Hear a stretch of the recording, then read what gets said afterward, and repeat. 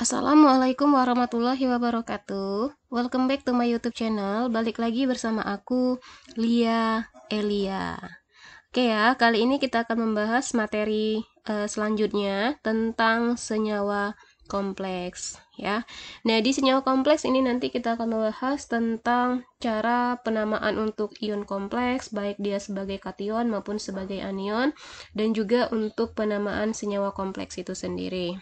Ya, oke. Untuk masuk ke materi tentang senyawa kompleks di sini, coba diingat kembali tentang unsur-unsur periode keempat atau unsur golongan transisi, karena nanti unsur golongan transisi ini akan digunakan dalam penamaan senyawa kompleks. Oke ya, yuk langsung aja kita masuk ke pembahasan tentang senyawa kompleks.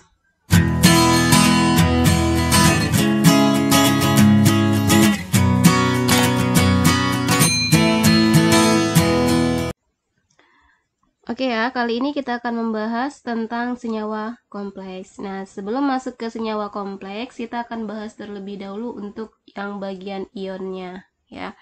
Oke, sekarang kita lihat bagian-bagian dari ion kompleks apa saja. Nah, oke ya.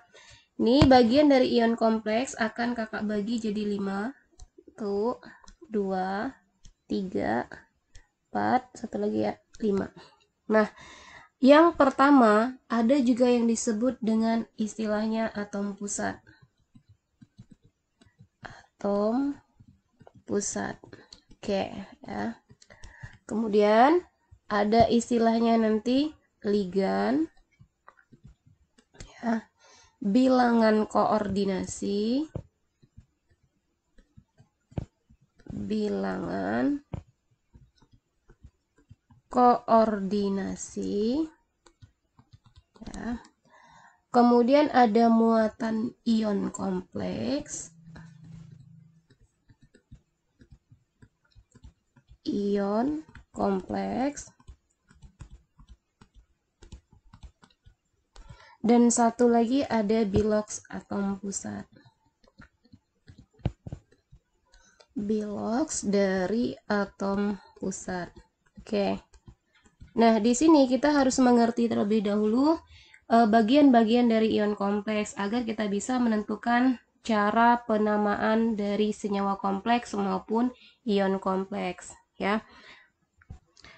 Oke, yang bertindak sebagai atom pusat umumnya unsur-unsur golongan transisi. Oke, ingat unsur golongan transisi yang sebelumnya sudah kita bahas di kimia unsur ya. Jadi atom pusat umumnya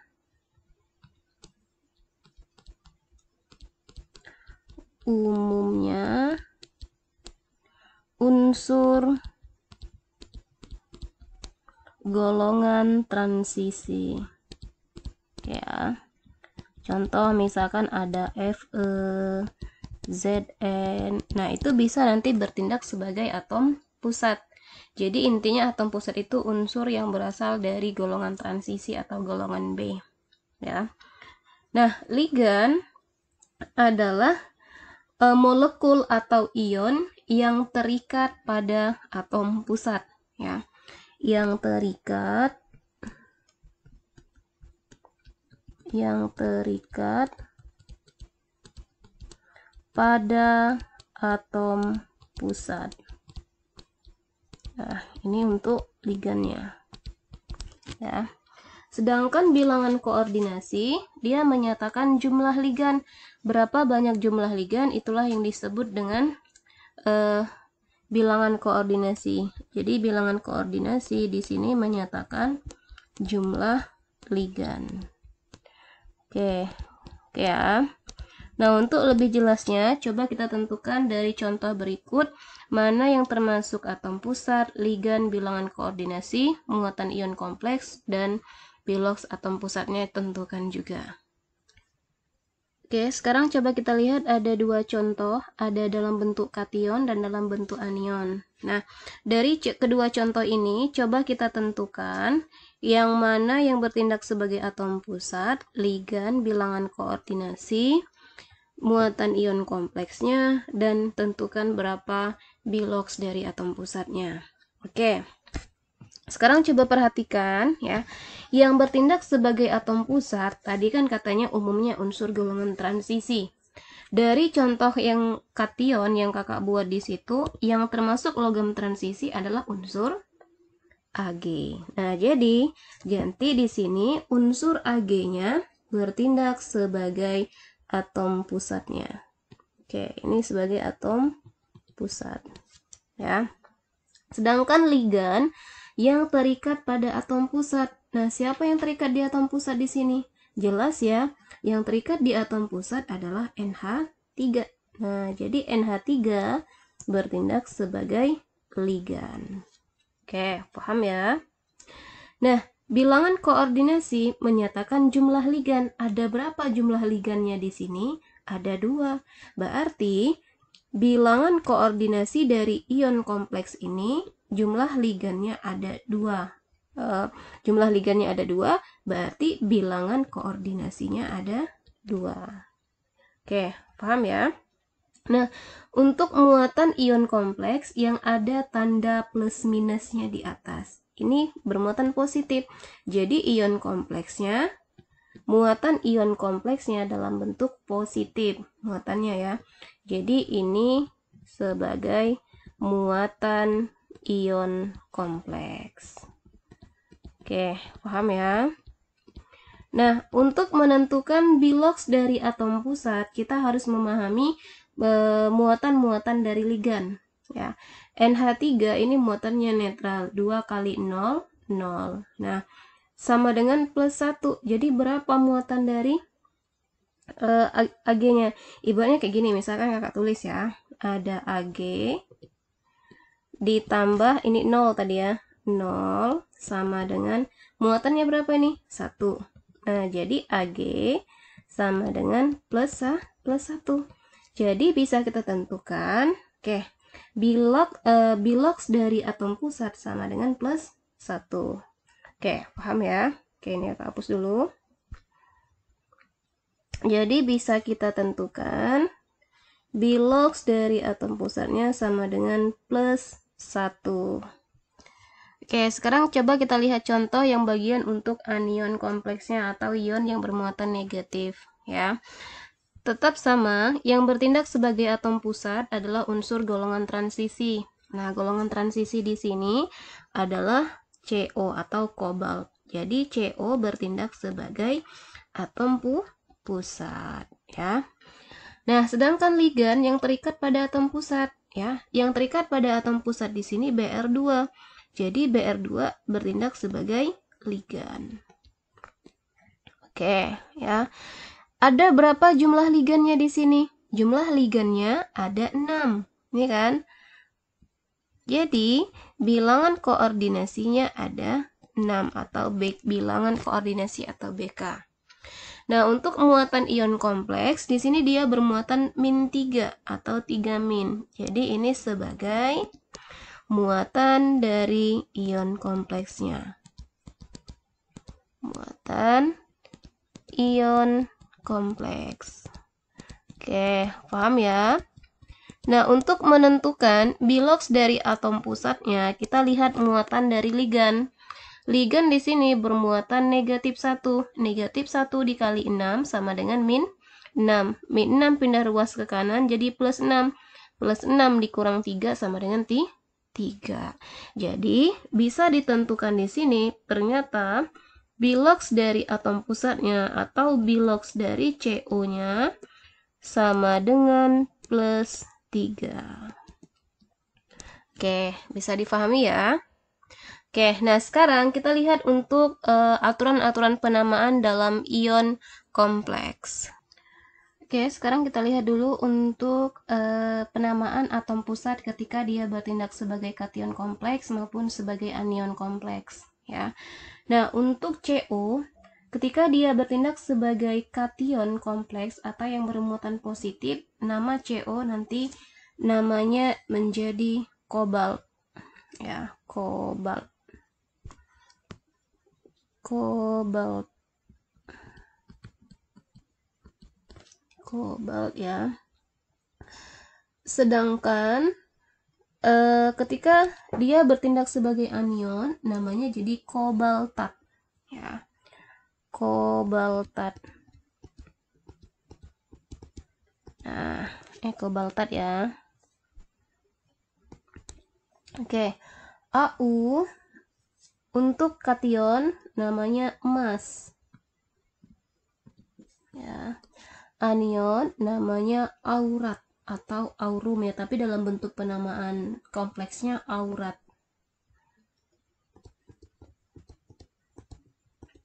Oke, Ni nikel. Dalam bentuk anion namanya jadi nikelat. Nikelat, ya. Fe besi. Sedangkan untuk anionnya namanya ferat. Ferat, ya. Cu tembaga. Tembaga untuk anionnya namanya jadi cuprat. Cuprat, ya. Zn seng, ya. Sedangkan dalam bentuk anion namanya zinkat. Zinkat, ya. Ag perak. Anion namanya argentat. Argentat. Oke. Sedangkan untuk PT platina dan platirat. Platina ketika bertindak sebagai anion namanya jadi platirat. Oke, ini untuk penamaan atom pusat ketika dia bertindak sebagai kation dan anion, ya. Dalam penamaan ion kompleks maupun senyawa kompleks, kita juga harus mengetahui jenis-jenis dari ligan. Oke, yuk kita lihat jenis-jenis dari ligan. Oke, sekarang kita lihat bagian-bagian dari ligan. Ligan di sini ada 3 jenis, ada monodentat, bidentat, dan heksadentat. Nah, untuk contoh-contoh dari ligan monodentat ada H2O, ya. Contoh yang pertama H2O. Nah, dalam penamaannya nanti H2O ini dinamakan aqua. Oke, ya. Kemudian ada NH3, namanya amin, ya. F-min, fluoro,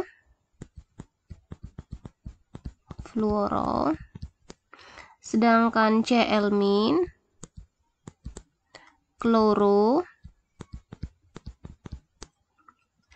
OH-min, hidrokso,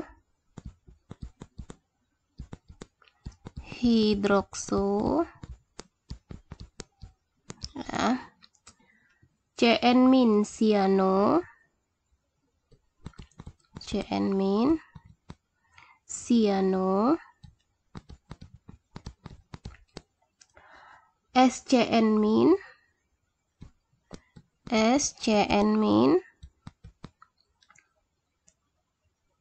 Hol-siano. Oke, sekarang kita lihat untuk ligan yang jenis bidentat. Ada contohnya etilen diamin, ya. Struktur dari etilen diamin NH2, CH2, CH2, NH2. NH2, CH2, CH2, NH2. Nah, ini struktur dari etilen diamin. Oke, ini contoh ligan yang bidentat, ya. Oke, contoh lagi ada dimetilglioxim atau DMG, ya. CH3 lambangnya, ya. CH3 atau strukturnya namanya C rangkap 2 NOH C CH3 ya NOH. Nah, ini namanya dimetil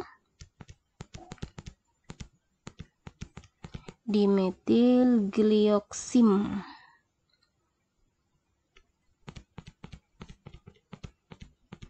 atau sering disingkat DMG. Oke, ini untuk jenis ligan yang bidentat. Nah, untuk heksadentat yang paling sering dipakai itu ada namanya EDTA, etilen diamin tetraasetat ya. Ada etilen diamin ya tetraasetat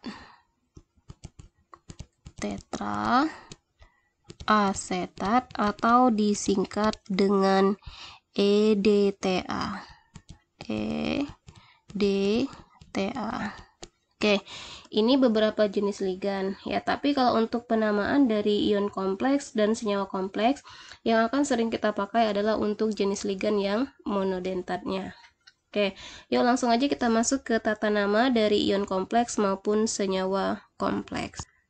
Oke, untuk bagian tata nama yang pertama, kita lihat untuk bagian kation kompleks. Nah, untuk aturan penamaannya, sebutkan terlebih dahulu nama ionnya, kemudian awalan dari jumlah ligan. Jika jumlah ligannya 1, awalannya mono, 2 di, 3 tri, 4 tetra, 5 penta, 6 heksa. Kemudian diikuti dengan nama ligannya tadi. Kita sesuaikan juga nanti atom pusatnya yang selanjutnya. Atom pusat ketika dia dalam bentuk kation, nama atom pusatnya harus pakai bahasa Indonesia. Selanjutnya, bilox dari atom pusat kita tulis dengan menggunakan angka Romawi. Oke, untuk lebih jelasnya coba kita lihat ada dua contoh ya. Yang pertama ada Zn NH3 2 kali 2+. Oke. Yang pertama selalu kita sebutkan nama ionnya. Jadi di sini namanya, oke, kita tulis yang pertama ion ya. Selanjutnya awalan dari ligannya, ada berapa jumlah ligannya di sini? Jumlah ligannya di sini ada 2, ya kan? Jadi awalan 2 tadi di. Jadi ion di NH3 tadi namanya apa? Amin. Jadi namanya ion diamin ya. Kemudian atom pusatnya siapa? Zn. Zn tadi ketika dia bahasa Indonesia namanya seng. Jadi ion diamin seng. Kemudian bilox dari atom pusatnya kita tulis dengan angka Romawi. Ingat, NH3 ini muatannya 0 ya. Jadi Zn ditambah 0 sama dengan plus 2. Jadi bilox Zn sama dengan 2. Nah, jadi nama dari ion kompleks ini adalah ion diamin seng 2. Oke, paham ya? Nah, untuk lebih jelas lagi, coba kita lihat contoh yang kedua. Ada CONH3 4 kali, kemudian H2O 2 kali 2+. Nah, ketika ion ligannya lebih dari 1, kita dahulukan berdasarkan abjad. Nah, NH3 tadi amin ya, sedangkan H2O aqua. Duluan amin atau aqua? Sama-sama awalannya A. Oke, kita lihat di huruf yang kedua, K dengan M. Duluan K. Jadi kita gunakan yang pertama, ligannya adalah H2O atau aqua. Tetap di awalannya amin ya, ion ya. Ion di aqua karena ada 2 ya. Kemudian 4 ini tetra NH3 tadi amin. Tetra amin ya. CO untuk bahasa Indonesianya namanya kobalt ya. Diamin kobalt ya. Biloxnya berapa? Ingat NH3 0, H2O juga 0, berarti kobaltnya sama dengan plus 2. Jadi kobalt 2.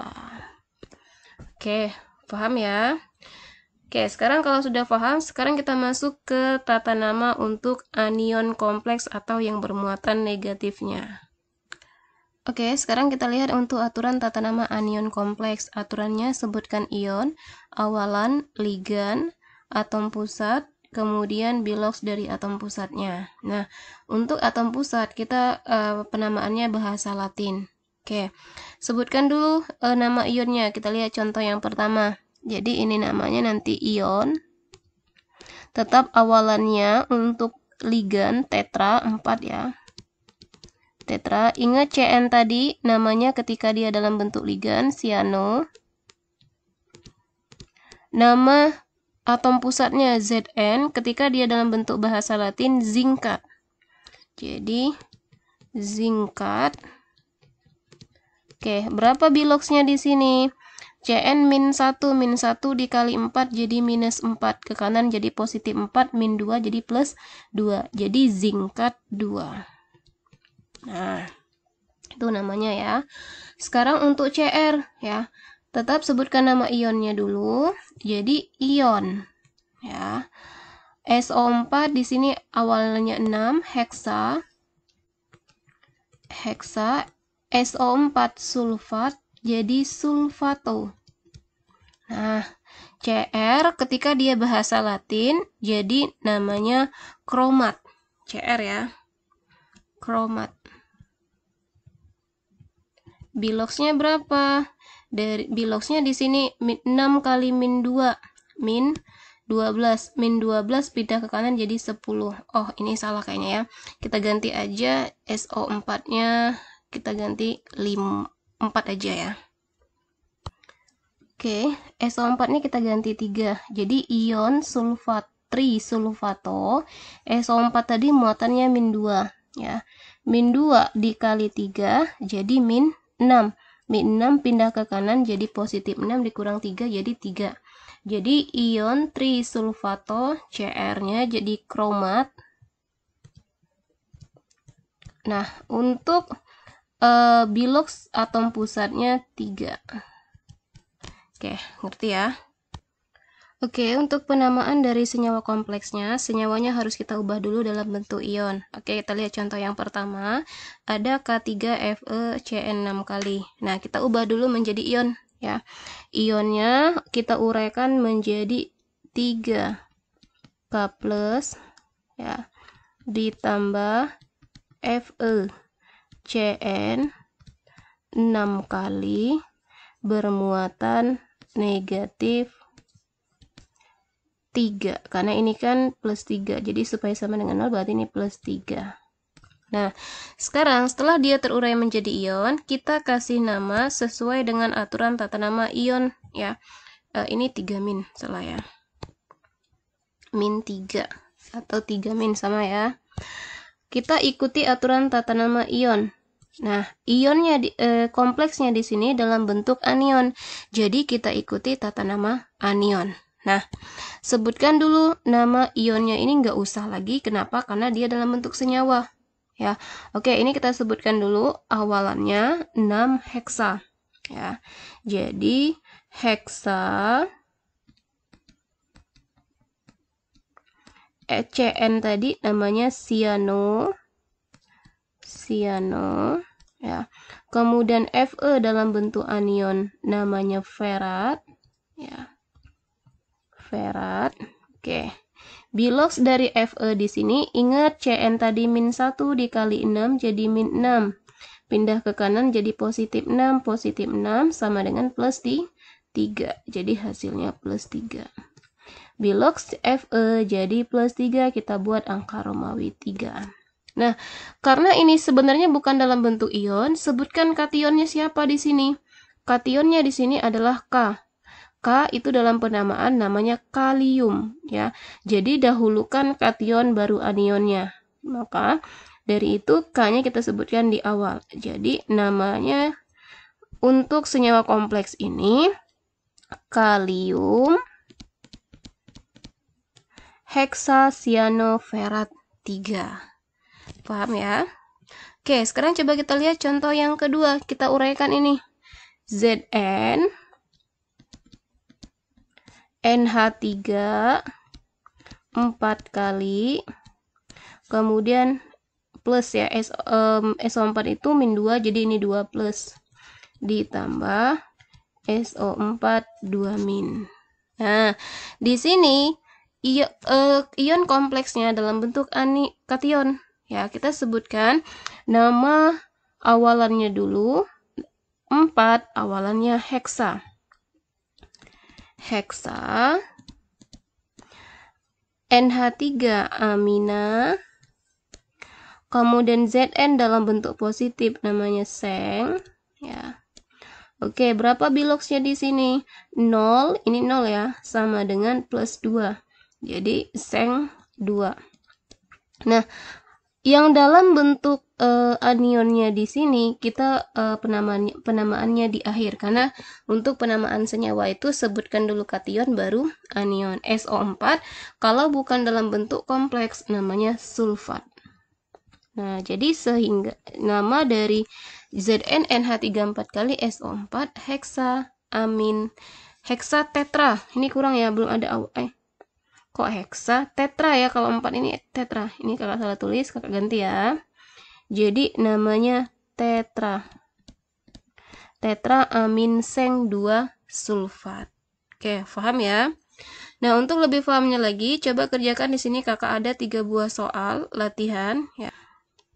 Tentukan nama dari ion dan senyawa kompleks berikut. 1 AgNH3 2 kali plus, 2 CrCl4 NH3 2 kali min, 3 CO NH3 4 kali Cl2, 4 Na3 CrNO2 6 kali.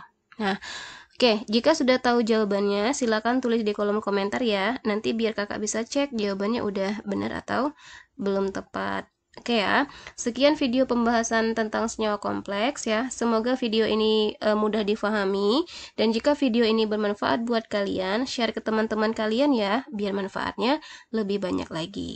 Oke, kakak akhiri, wassalamualaikum warahmatullahi wabarakatuh.